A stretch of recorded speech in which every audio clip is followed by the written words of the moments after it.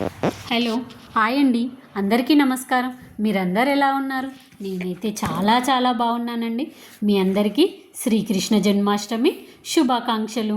నేనైతే ఈరోజు పూజ అనేది ఏ విధంగా చేసుకుంటానో మీ అందరికీ షేర్ చేసుకుంటానండి. నా పూజని మీరు చూసేయండి. ఓం నమో భగవతే వాసుదేవాయ నమః అనుకుంటూ నేనైతే పూజను అనేది స్టార్ట్ చేశానండి.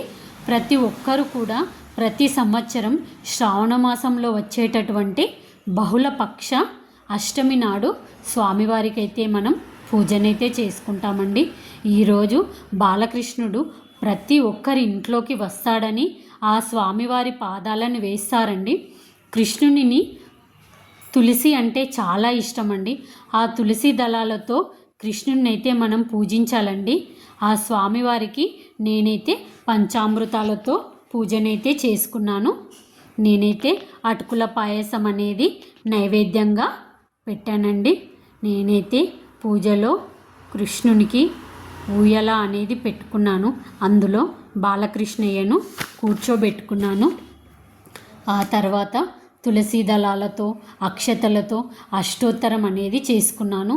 ఈ కృష్ణాష్టమి రోజున సంతానం లేనివారు ఆ బాలకృష్ణుని చిన్ని కృష్ణుని రూపంలో ఊయలలో ఊపినట్లయితే సంతానం అనేది కలుగుతుందని మన పండితులు చెప్తారండి. అలాగే ఎవరికైతే వివాహం ఆలస్యం అవుతుంది అని అనుకుంటే వాళ్ళు రుక్మిణీ కళ్యాణం అనే పుస్తకాన్ని తెచ్చుకొని ఆ పుస్తకాన్ని మొత్తం చదివి పూజ అనేది చేసుకుంటే చాలా మంచి జరుగుతుందండి. అలాగే ఈరోజు మనం భగవద్గీతను కూడా చదివితే చాలా మంచిదండి.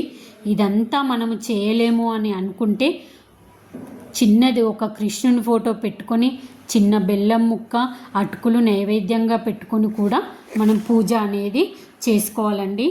మన పూజ అనేది మనం అందరం హిందూ సాంప్రదాయాలను ప్రతి ఒక్కరూ పాటించాలండి. మనం అందరం అన్ని పండుగలను పిల్లలతో కలిసి మనం చేసుకోవాలండి. పిల్లల్ని కూడా అందులో మనం పార్టిసిపేట్ అనేది చేయాలండి. అలాగే ఈరోజు చాలా ప్రాంతాలలో చాలా దేవాలయాల్లో ఉట్టిని కూడా కొడతారండి. ఎందుకంటే కృష్ణుడు చిలిపి కృష్ణుడు కాబట్టి చిన్న ఉన్నప్పుడు ఉట్టిని కొట్టి అందులోని వెన్నను తినేవాడండి. అందుకే ఇప్పుడు మనం కృష్ణునికి ఉట్టిని అనేది కొడతారండి. విష్ణుమూర్తి యొక్క 8వ అవతారమే శ్రీకృష్ణ అవతారం అండి. ఈ శ్రీకృష్ణ అవతారం మనకిచ్చినటువంటి అద్భుతమైన సందేశం ఏంటంటే ధర్మాన్ని కాపాడడం, మానవాళిని సంరక్షించడానికి ఈ కృష్ణ అవతారం అనేది మనకు చెప్తుందండి. ఈ శ్రీకృష్ణ జన్మాష్టమి మనందరి జీవితాల్లో సుఖ సంతోషాలు నిండాలని నేను మనస్ఫూర్తిగా కోరుకుంటున్నానండి.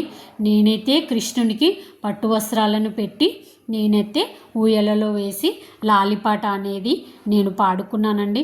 నాకైతే చాలా మంచిగా అనిపించిందండి ఈ పూజ చేసుకోవడం.